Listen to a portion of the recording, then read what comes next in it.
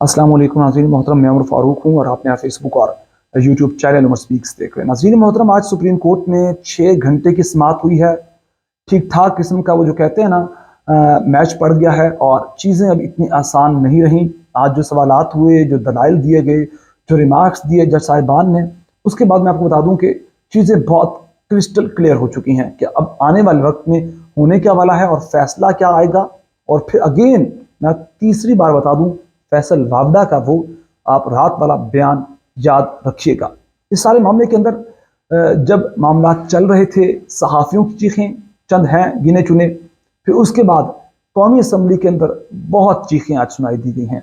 कल ख्वाजा आसिफ थे और आज पाकिस्तान के मौजूदा वज़ीर दाखिला राना सनाउल्लाह। ये दोबारा स्क्रिप्ट को दोहराया जा रहा है। बड़ा इंटरेस्टिंग मामला है कि जब इलेक्शन का मामला था तब भी जब भी समाअत होती थी तो दूसरी जानिब कौमी असम्बली के अंदर ये अपना सेशन बुला लेते थे, यहाँ समाअत हो रही होती थी, वहाँ अदलिया पर कीचड़ उछाल रहे होते थे और भाषण दे रहे होते थे।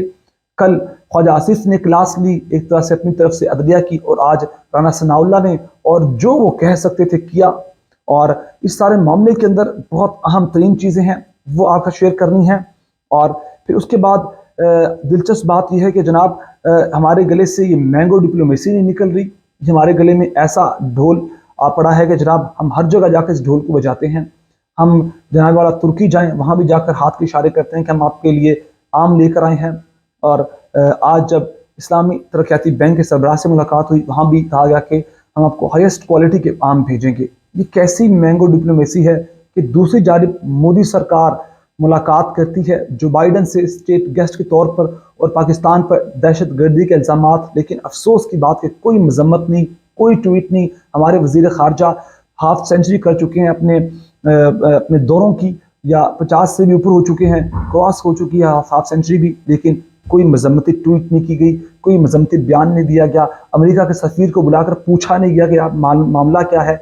और जब इमरान खान का दौर था तो उस वक्त किसी की जरूरत नहीं थी।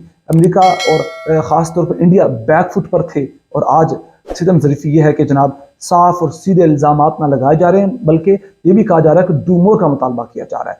सबसे पहले बात करेंगे कि आज जुमे के बाद, जुमे से पहले का मामला था वो मैंने आपसे शेयर किया। अब जुमे के बाद क्या समाअत हुई, चीफ जस्टिस उमर अता बंदयाल के बड़े इंपॉर्टेंट मार्क्स थे, वो भी आपका शेयर करूंगा।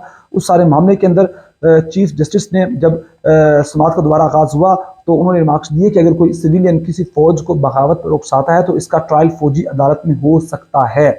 ये कहना कि सिविलियन का कभी फौजी अदालतों में ट्रायल नहीं हो सकता, ये दुरुस्त नहीं है। फिर उसके जवाब में अहमद हुसैन जो जस्टिस ख्वाजा के वकील थे, उन्होंने भी बड़े ज़बरदस्त किस्म के बेहतरीन दलाइल दिए कि किस कंडीशन में आप किसी सिविलियन को मिलिट्री ट्रायल कोर्ट में भेज सकते हैं। और चीफ जस्टिस ने कहा कि देखना होगा कि सिविलियंस को फौजी अदालतों के दायरा इख्तियार में लाने का तरीकाकार क्या अपनाया गया है। यह भी देखना होगा कि इस दादे दहशत गर्दी अदालत के जज ने किस बुनियाद पर मुकदमात फौजी अदालत मुंतकिल किए। ऐसे तो नहीं कि जनाब हमें इतने बंदे हमारे हवाले कर दो और जज साहब ने वो बंदे हवाले कर दिए, ऐसे नहीं होगा, चीफ जस्टिस ने कहा। और फिर उमर अता बंदयाल चीफ जस्टिस ने रिमार्क्स दिए कि ऑफिशियल सीक्रेट एक्ट के तहत जुराइम का तयन फौज नहीं करना है। फौज इस दादे दहशतगर्दी अदालत में सिविलियंस की हवालगी के दरख्वास्त दे सकती है, मगर फौज को सिविलियंस की हवालगी में ठोस बुनियाद नहीं दी गई।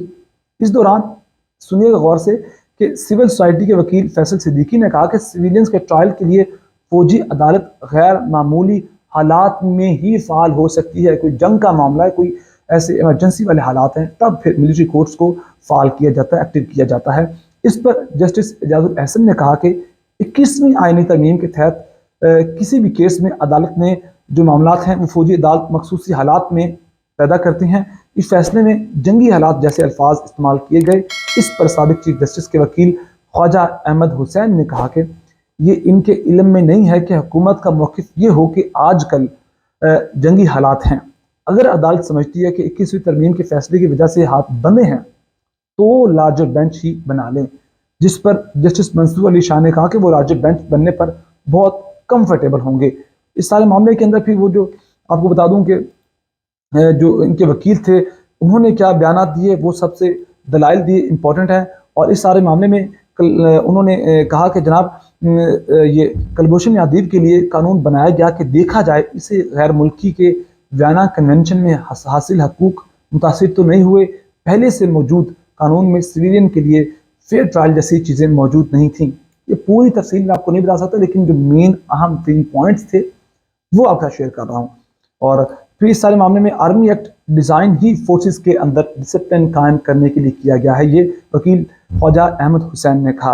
आर्मी की सीनियर कमांड ने प्रेस रिलीज में 2 नताज अखज़ किए।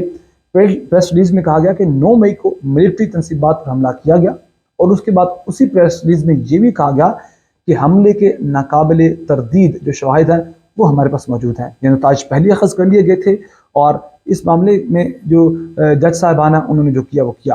फिर उसके बाद जनाब वाला मज़ीद दलाइल दिए गए। उन्होंने क्या कहा? उन्होंने कहा कि वकील अहमद हुसैन ने कि पार्लियामेंट के पास इख्तियार ही नहीं कि वो सिविलियन के कोर्ट मार्शल के लिए कानून साजी कर सके, और अदालत ने देखना है कि कोर्ट मार्शल आइनी है या गैर आइनी। जो बात चल रही है, जो तकरीबन हज़ारों के हिसाब से लोग हैं जिनका कोर्ट मार्शल होने जा रहा है। फौजी अदालतें सिर्फ इस वक्त काम कर सकती हैं जब आम अदालतें काम ना कर रही हों। हुकूमत को आम अदालतों पर यकीन क्यों नहीं, वो कहते हैं। और सूरत हाल यह है कि सिविलियन लोगों की बड़ी तादाद का जो कोर्ट मार्शल है वो होने जा रहा है। इसके बाद मैंगो डिप्लोमेसी, मैंने आपको बता दी, बार बार मैंगो डिप्लोमेसी चल रही है। और इस सारे मामले में जो इल्ज़ामात लगाए गए, मोदी साहब गए हैं वहाँ अमेरिका के अंदर यूएस स्टेट गेस्ट के तौर पर, अंदाज़ा करें, उनको वेलकम किया जो बाइडन ने, अमेरिकी सदर ने। पाकिस्तान दुनिया की ताकतवर तरीन शख्सियत थी, और अमेरिकी सदर जो बाइडन और नरेंद्र मोदी ने व्हाइट हाउस से जारी मुश्तरका बयानिए में पाकिस्तान को न सिर्फ सरहद पार दहशतगर्दी का जिम्मेदार करार दिया, बल्कि ये मुतालबा किया कि पाकिस्तान ऐसी दहशतगर्द कार्रवाइयों पर फौरी रोक लगाए, यानी कि उन कार्रवाइयों को रोके। कौन सी दहशतगर्द कार्रवाइयाँ हमारे पाकिस्तान से हो रही हैं, इस पर अफसोस की बात है कोई मुंह तोड़ जवाब नहीं दिया गया हमारे वज़ीर ख़ारजा की जानिब से, वज़ारत ख़ारजा की जानिब से भी कोई किसी किस्म का जवाब नहीं दिया गया।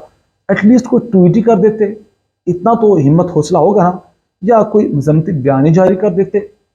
जैसे बयान लिखे ऑलरेडी पड़े होते हैं, वो जाकर मीडिया वालों को दे देते हैं कि नीचे टिक्कर चला दो, वो टिक्कर चलवा लेते, कम से कम इतना तो कर लेते।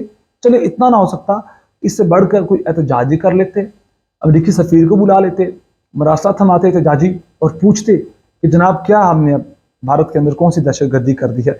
वो आज भी जनाब वाला वो 9/11 के मामला के बाद वो फिर मुंबई अटैक्स और फिर इन चीज़ों पर आज भी बात कर रहे हैं। और इमरान खान के दौर में भारत बैकफुट पे था, और दुनिया में पहली बार इमरान खान ने RSS और BJP से मुतल्लिक जनरल असम्बली में खड़े होकर सबको बताया था कि इनकी आइडियोलॉजी क्या है, ये क्या सोच रखते हैं, इनका तसव्वुर क्या है, इनका सारा खेल क्या है। और पहली बार दुनिया में जनरल असम्बली में खड़े होकर कश्मीरियों के लिए इमरान खान ने इतनी बुलंद आवाज़ से बात की थी। लेकिन सारे मामला अब ख़राब हो चुके हैं, जवाब देना तो दूर की बात, कोई ट्वीट तक नहीं की। इस सारे मामले में फिर राना सनाउल्लाह की बात करेंगे, जो आज वो भी ठीक ठाक बोले हैं असम्बली के अंदर। और असम्बली के अंदर राना सनाउल्लाह ने कहा कि हमारे बहरान से निकलने की एक वजह जज साहिबान और उनके फैसले हैं। तो जनाब वाला जो आप जिस हुकूमत में बैठे हुए हैं, वो भी मौजूदा चीफ जस्टिस के वो जो सोमोटो लिया था, आज खुद नोटिस लिया था, उसी वजह से तो आप हुकूमत के अंदर आए हैं। और आप आज जबकि फैसले पसंद नहीं आ रहे, तो आप फरमा रहे हैं कि ये हमारे बहरान से ना निकलने की वजह इन जज साहिबान के फैसले हैं। और इसके बाद वो कहते हैं कि एक सीनियर तरीन नामजद जज काजी फायज ईसा उठ के चले गए, बेंच छोड़ के चले गए। उन्होंने कहा कि बेंच आईनी नहीं है, ये गैर कानूनी है। तो इस सारे मामले के अंदर उन्होंने कहा कि अगर हमें लग रहा है कि जो फैसला आता है, जो दिमाग से लग रहा है कि फैसला क्या आएगा, तो ये ना हो जाए कि वो 14 मई वाला इलेक्शन वाला फैसले वाला हाल इस फैसले के साथ हो। वो भी नहीं माना था, ये भी नहीं मानेंगे। इसके बाद कहते हैं कि 2 वकुला हैं, बूढ़े हो चुके हैं, फरसूदा हो चुके हैं, और जिनका जहनी इस्तेकाम नहीं है, कोई उनका माइंड काम नहीं करता, जहनी तौर पर फारिग हो चुके हैं, वो आ जाकर केस लड़ रहे हैं। ये खोसा साहब को, एजाज हसन साहब के बारे में बात किया था, कहते हैं उन्होंने अपनी इनिंग्स खेल ली हैं, वो अब अपना जनाजा भी ख़राब कर रहे हैं। ये मामला थे सारे जो इस वक्त नज़र आए हैं। और मज़ीद इस पर क्या अपडेट होगी आप शेयर करेंगे। अपना बहुत सारा ख्याल रखेगा, हमें दुआ में रखेगा। अल्लाह के पास।